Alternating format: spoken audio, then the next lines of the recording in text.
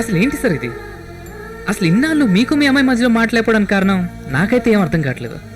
ఇదంతా నీకు అర్థం కావాలంటే నీకు నా గురించి తెలియాలి. పేదరికంలో పుట్టిన నేను పెద్ద కుటుంబంలో పుట్టిన జానకి ప్రేమించుకున్నాం. తను నా కోసం తన ఆస్తిని, తన వాళ్ళని అందర్నీ వదులుకుని నాతో ఒంటరిగా వచ్చేసింది. నా కోసం అందర్నీ వదులుకొని వచ్చిన జానకి ఎటూ పెద్ద కుటుంబాన్ని ఇవ్వలేను. కనీసం తన్ని ఐశ్వర్యవంతురాలుగా చూడాలనుకున్నాను. అందుకే ఎక్కడ ఎందులో లాభం వస్తున్నా చిన్న పెద్ద వ్యాపారాలు చేస్తూ దేశ విదేశాలు తిరుగుతూ డబ్బు సంపాదనలో మునిగిపోయాను. నాకు కుటుంబం అంటే బాధ్యత లేదని తను నాకు దూరం అయింది. తనతో పాటు నా కూతురును కూడా నాకు దూరం చేసింది. ఏ మగాడైనా ఇల్లు, వాకిలి, పెళ్ళాం, పిల్లల్ని అందరినీ వదిలేసి అర్ధరాత్రి వరకు కష్టపడుతున్నాడంటే అది వాడి స్వార్థం కోసం కాదు, కుటుంబం కోసం. అందర్నీ అన్నింటినీ వదిలేసుకొచ్చిన తన కోసం ఇంత ఆస్తి సంపాదించాను. ఈ ఆస్తి అంతా ఎవరి కోసం? ఎవరికి కావాలి ఆస్తి? అది మా అమ్మ దగ్గర చాలా ఉంది. కానీ నాన్నకు డబ్బు, వ్యాపారాలపై ఉన్న ప్రేమ ఫ్యామిలీపై లేదు. ప్రేమించి పెళ్లి చేసుకున్న భార్య ఎటూ నన్ను అర్థం చేసుకోలేదు. కనీసం కన్న కూతురైనా అర్థం చేసుకుంటుందనుకున్నాను. ఏంటి ఆయన అర్థం చేసుకునేది?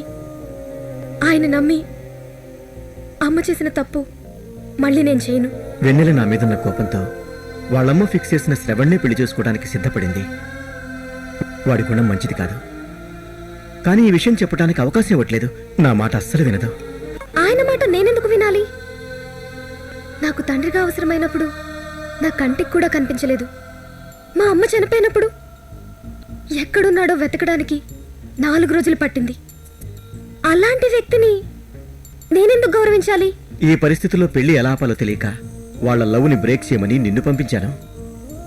కానీ నాకు అర్థం కానిదల్లా, ఈ స్టేట్లోనే అతిపెద్దదైన కృష్ణా ఇండస్ట్రీస్ గోపాలరావు గారి అబ్బాయి నువ్వు. నీకింత ఆస్తి పెట్టుకుని డబ్బు కోసం ఈ పని చేయడానికి ఎందుకు ఒప్పుకున్నావు? సార్, నేను మీ అమ్మాయిని ప్రేమిస్తున్నాను సార్. వాట్? సార్, నా బేసిక్గా ఈ లవర్స్ మీద పెద్ద నమ్మకం లేదు. బట్ మీరు చెప్పిన లవ్ బ్రేకప్ కాన్సెప్ట్ నచ్చి ఇంట్రెస్టింగ్ ఉండి ఎంటర్ అయ్యాను. బట్ ఎంటర్ అయినాక తెలిసింది సార్, నేను మీ అమ్మాయితో లవ్లో ఉన్నానని. నువ్వు చెప్పేది నిజమా? సార్, సిన్సియర్గా చెప్తున్నాను సార్. మీ అమ్మాయి వెన్నెల నేను ఇష్టపడుతున్నాను. వెన్నెలకు కూడా చెప్పలేదు సార్, ముందుగా మీకే చెప్తున్నాను.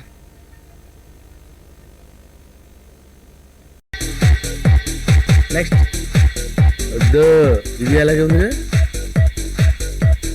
ఇదే ఫేస్ కనపట్లేదు కదా. ఇది ఫేస్ ఫేస్ ఫేస్ ఫేస్ వద్దు.